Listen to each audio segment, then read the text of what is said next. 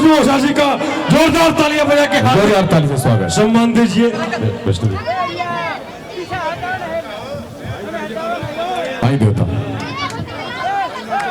कि उसने लिखा कि वो हीरा नाजुक था, उसने लिखा कि वो हीरा नाजुक था, मैंने लिखा वो भोजपुरी का कोहिनूर था, वो बागेची कृष्णा, वो नदी का तीर निर्गुण में जब समाहित हो जाएगा, टी सीरीज कंपनी का तेवर, वो दर्शन कुमार की मोहब्बत, वो भूषण की मोहब्बत विष्णु भैया आपके हवाले होगी।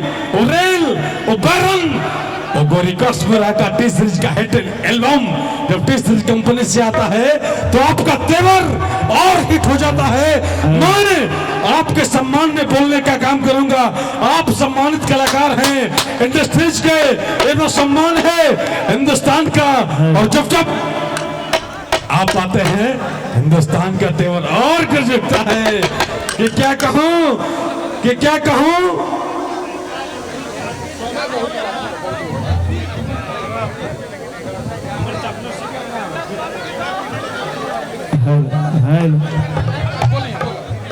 तो प्यार किया भूषण कुमार ने, उनके बेटे ने, आदरणीय श्री विष्णु ओझा जी हमारे साथ हैं।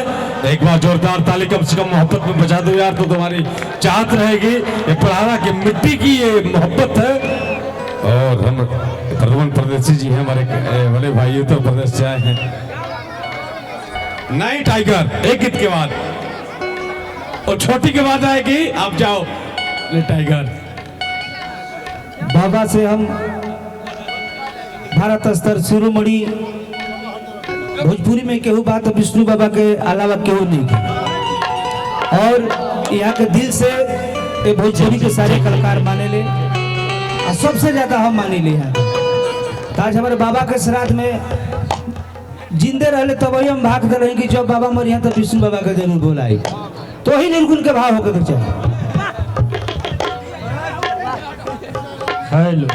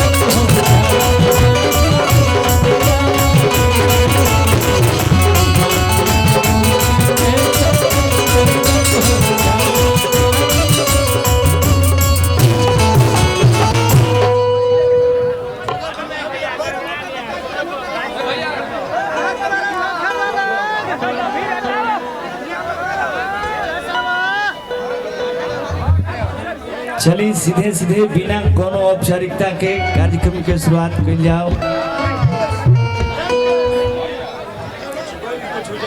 आदरणीय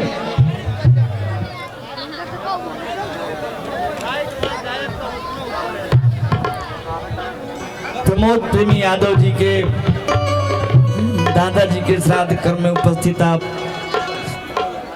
तमाम जुटल भैया लोग हार्दिक अभिनंदन वंदन बा, यथोचित सम्मान बा। चलिए आदेश भइल हा तो आपके एगो निर्गुण और निर्गुण के भी फरमाइश बा। कलाकार तो इतना बड़े कि यदि दू गो गीत सब लोग गाई तो हमारा नहीं उम्मीद कि बिहान तक भी कलाकार हो रही है, वो काल परसों तक हो। ऐसे दुइयो गीतियाँ छोटी छोटी को के आरो सबके सुनावल जाई। चली भाव बा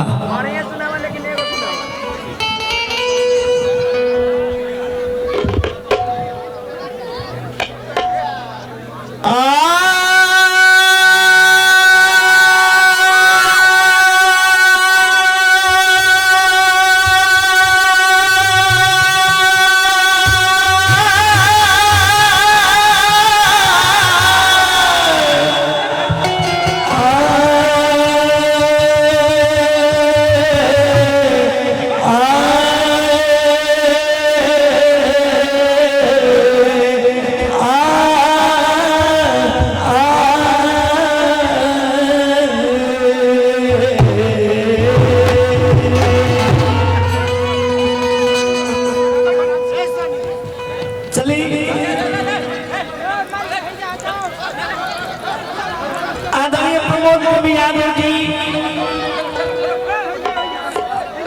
प्रमोद परदेसी जी देवरिया, सबके तरफ से ढेर सारा प्यार आशीर्वाद। लेकिन एगो निर्गुण के भाव बा। आदरणीय श्री राजेश यादव जी, आपके तरफ से भी ढेर सारा पुरस्कार। तो चलिए एगो भाव बा।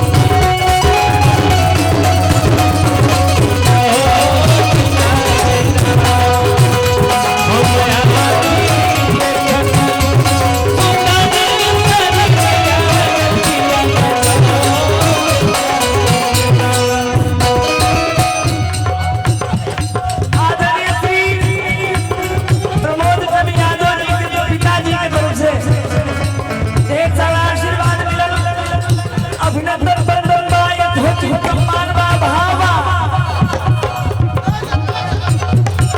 हो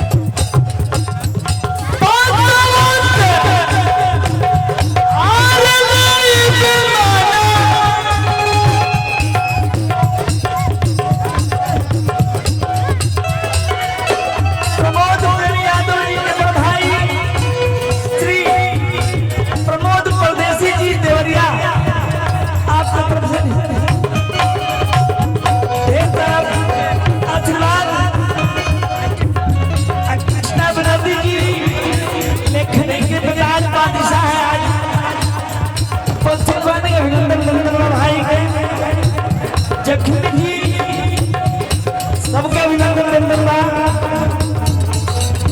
ये ध्वज सम्मान बा अभाव बा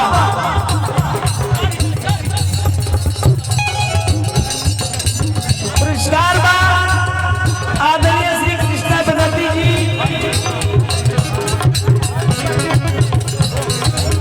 ढेर सारा आशीर्वाद अभिनंदन बंदन बा ये ध्वज सम्मान बा भाव बा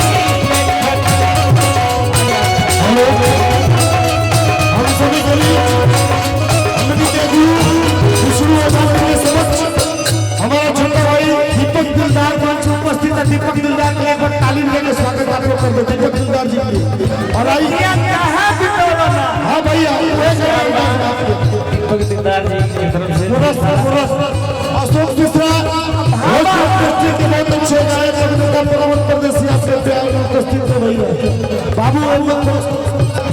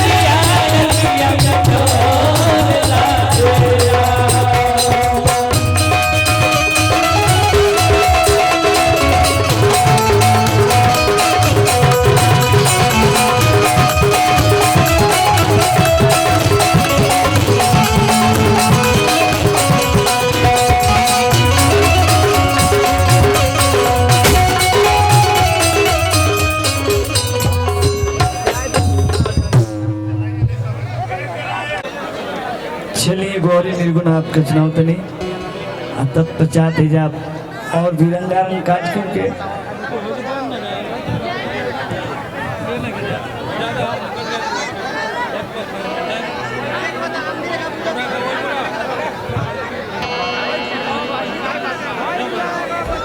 चलिए वो भाव जल्दी जल्दी में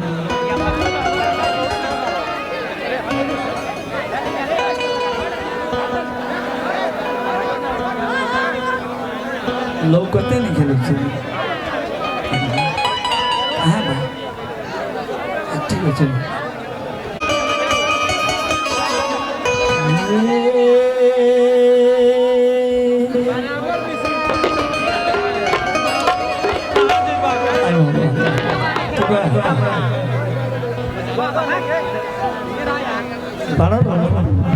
ठीक ठीक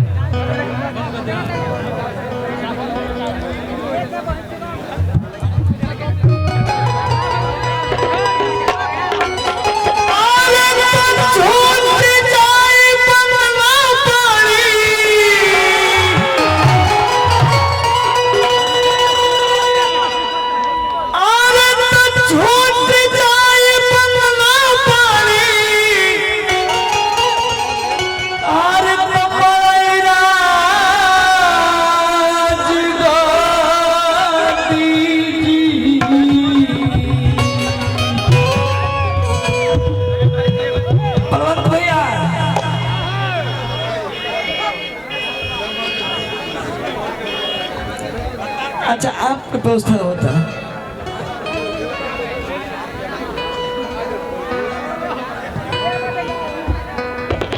अरे आपके कोई बात ना जी दूसर बात हो हमसे करी क्या बिगाड़ी जी मैं वो सूरज ये हमारे बलवंत भैया